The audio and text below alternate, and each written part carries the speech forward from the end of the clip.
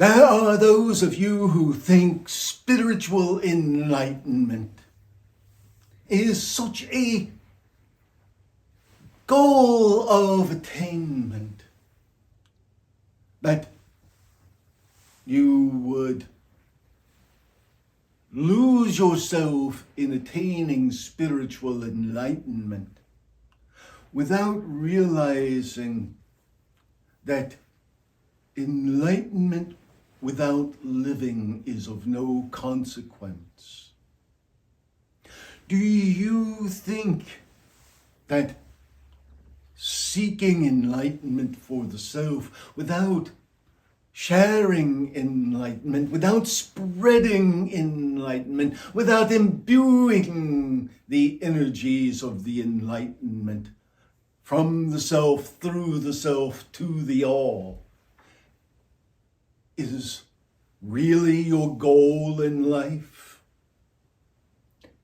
Is that not a form of selfishness when you know that we are all one?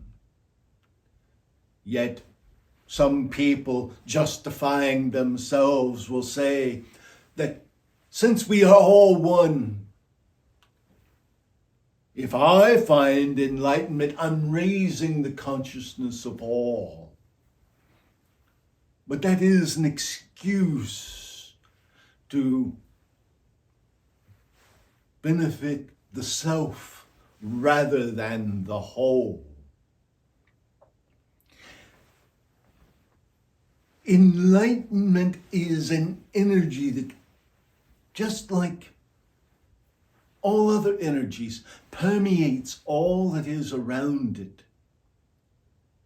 So to live as an enlightened being, to interact with others and touch the auric energies of others, is to spread the enlightenment and raise all eventually to that level of divinity.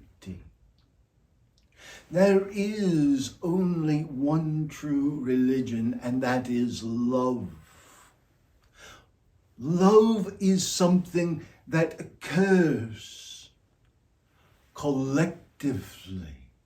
It is not simply an individual thing, for it is an essence that flows and connects and responds and reflects. Therefore, it is important that you look to your duties in life, that you look to your expressions of love. You can find enlightenment in any position, as a doctor or a lawyer, as a sales clerk, as a street sweeper, as a farmer spreading manure. Enlightenment has no bounds. Buddha, what was he? A prince, and he found enlightenment. Jesus Christ of Nazareth, what was he? A carpenter's son, and he found enlightenment. And do you not often hear stories of Krishna being amongst the herds and the flocks as a shepherd? And he found enlightenment.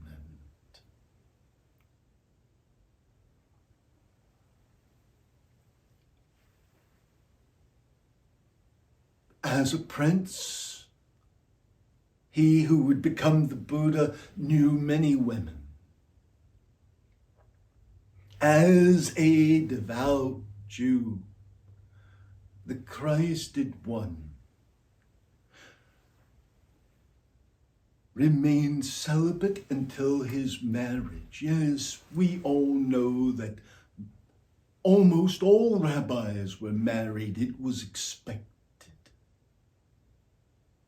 And Krishna, oh, do we not have mention of his love and his being of sexuality, even after he found enlightenment? Enlightenment is not celibacy. Enlightenment is not denying the self food or water. Enlightenment is not denying the self pleasure. People sometimes use these as roads to enlightenment. But the surest and quickest road is love. There are some who will say devotion is the quickest way to enlightenment.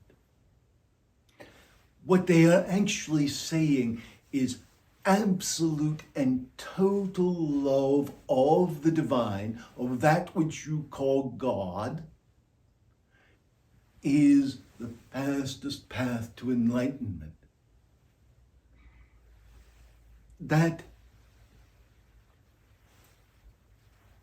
in itself is a truth when it is divested from religion. But those who think that simply doing a certain ritual is devotion are sadly mistaken, for devotion is total submission of the heart. You will hear those in Islam often speak of submission, but they are not talking about submitting themselves to a ruler or submitting themselves to this ritual or that ritual. They are talking about giving their lives to total devotion to love.